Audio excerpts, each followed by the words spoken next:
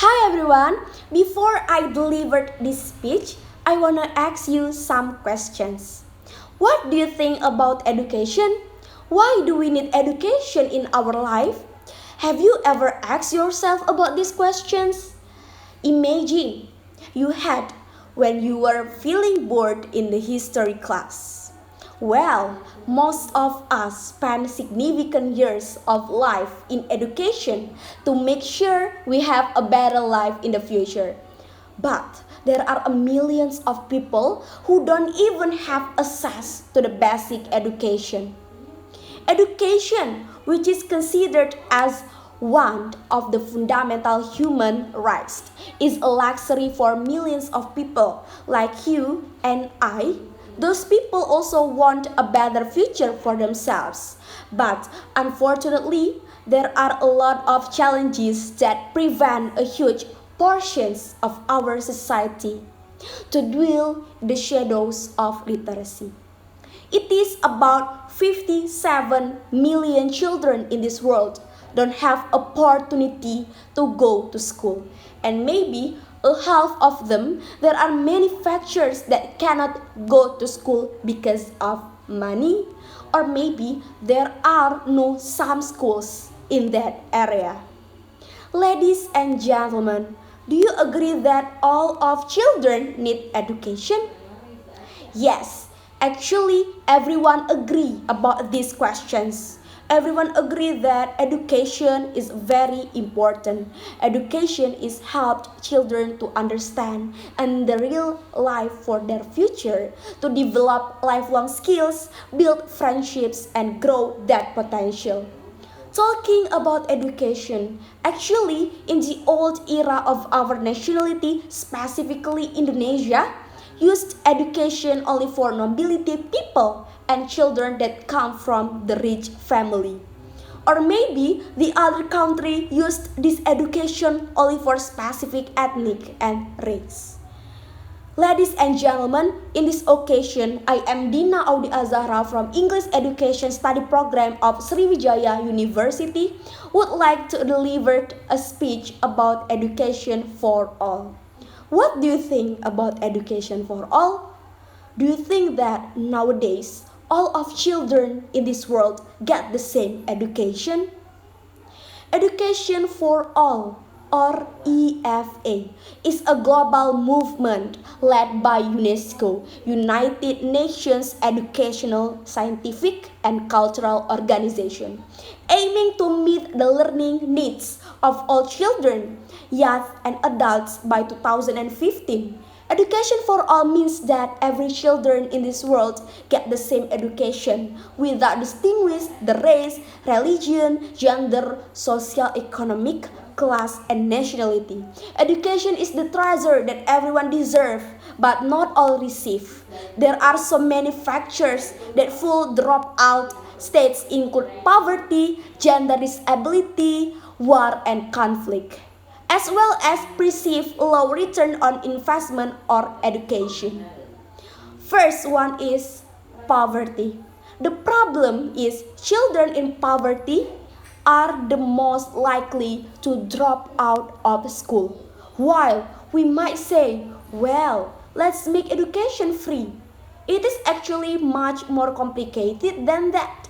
Yes, some families cannot afford the school fees, but most nations in the world offer free basic education to all children.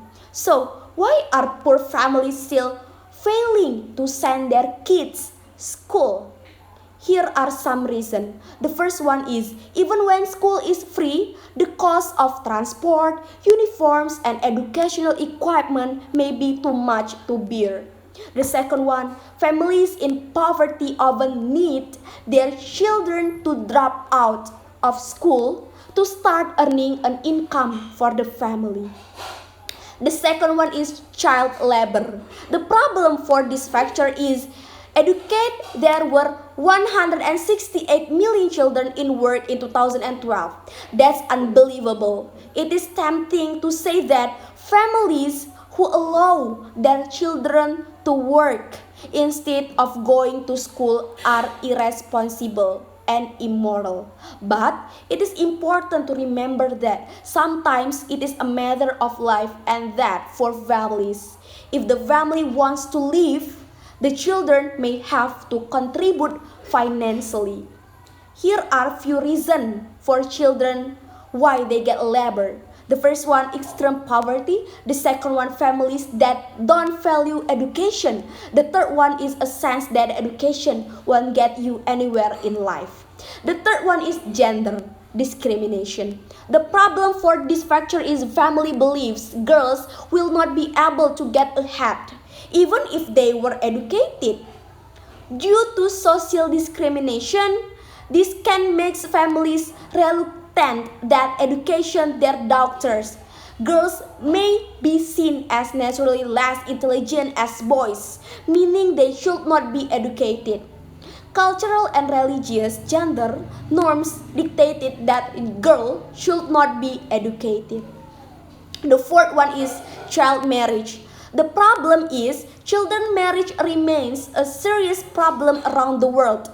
Marriage of children are usually arranged by parents, reducing the children's freedom of choice and their personality liberty. According to Save the Children, every year there are 15 million children whose marriage and arranged for them. In poorer nations, 1 in 3 girls are married before age 18 and 1 in 9 are married before 15. How does this impact education? A marriage often marks the end of girls' education.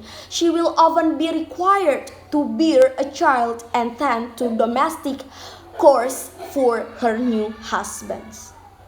The fifth is living in war and conflict zones. The problem, not all of people living war zones flee to become refugees, but some try to stay to protect their homes or in the hope that the war will end swiftly. During times of war, schools shut down. This means that even those who say and try to survive the war end up losing months and years of education. The last is lack of schools. Every nationality, maybe in the Indonesia, use this problem of schools. Maybe this is due to the lack of early childhood education facilities in many nations and lack of government funds that it is set them up for basic elementary school of education. Okay, for this school, actually maybe there are so many schools that cannot be there for the village children who lived in the different places beside the city. Why this education is very important for all of children in the world? Because the first one is this education can make them know about their skill, to make them know about their dreams, to make or earn money for their future. And the last but not least, we never learned, the world never changed. I think that's all for my speech. Thank you for your attention. Bye.